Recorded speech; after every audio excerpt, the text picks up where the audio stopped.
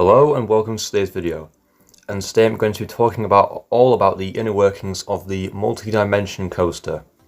Now, if you're not familiar with this ride type, it is a type of roller coaster that is produced by the Swiss manufacturer Intamin amusement rides. The first ever multi-dimension coaster ever built was 13 at Alton Towers, which opened in the year 2010.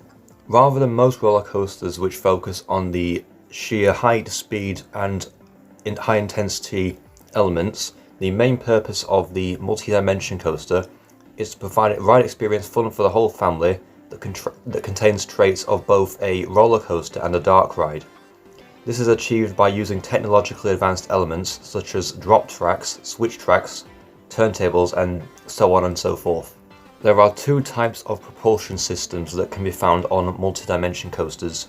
These are either the friction wheel lift hill, which is a lift hill that pulls the train up to the top of the ride using literally like drive tyres, and there's the LSM launch, which uses magnetic fins to launch the ride vehicle accelerator at a great speed. There are also two types of ride vehicles that can be used on the multi-dimension coaster. There's the regular sit-down trains, where the seats are positioned in a fixed forwards position, and there's also the controlled spinning trains, where the ride vehicle is usually a one-car train that can rotate a full 360 degrees horizontally at a controlled pace. The multi-dimension coaster is capable of many advanced and unique elements that cannot be found on most other roller coasters.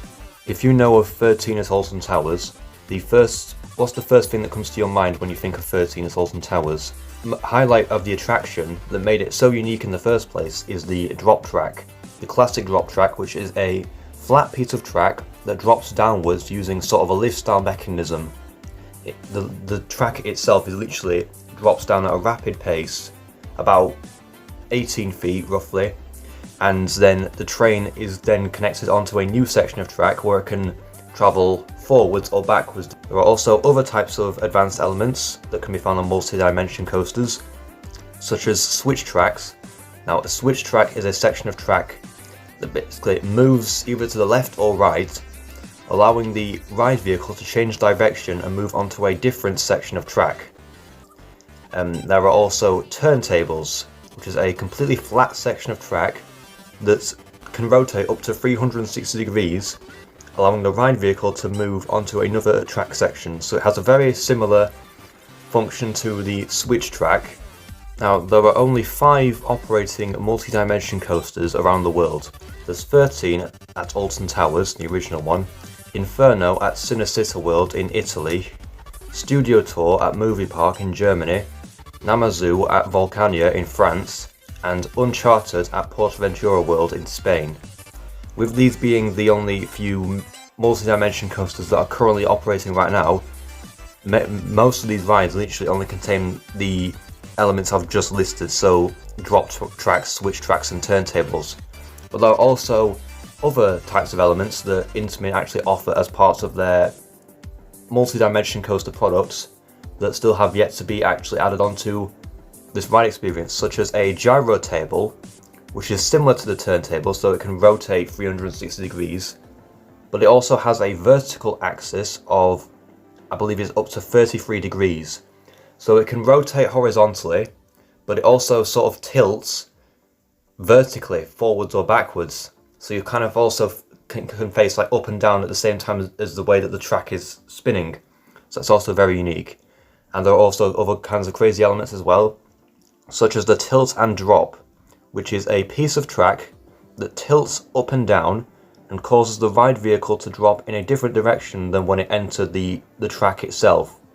Now, it can travel when the track itself is put in the drop position, it can allow the train to either drop forwards or backwards.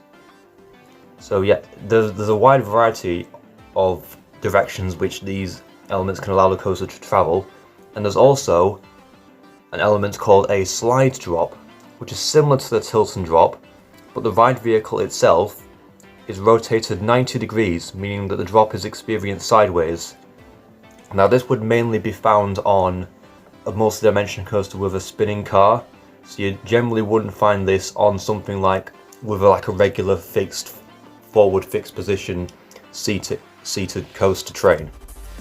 Now, these few elements I've just listed have not been built yet, apart from the drop tracks, switch tracks and turntables, but they are offered by Intamin Amusement Rides as parts of their whole multi-dimension coaster package. And with these ride types now rising in popularity, with the whole market of wanting to build more advanced and unique immersive experiences where roller coasters are also part coaster, part dark ride, I do expect that multi-dimension coasters are going to be built a lot more often within these next few years. There are also similar types of rides out there offered by different manufacturers that are similar to the multi-dimension coaster, such as the SFX coaster, which was built by the now defunct manufacturer Dynamic Attractions. Now, only 2 of these were ever built: Mission Ferrari at Ferrari World in Abu Dhabi, which opened last year, and Descent into Darkness, which is currently under construction at Genting Sky Worlds in Malaysia.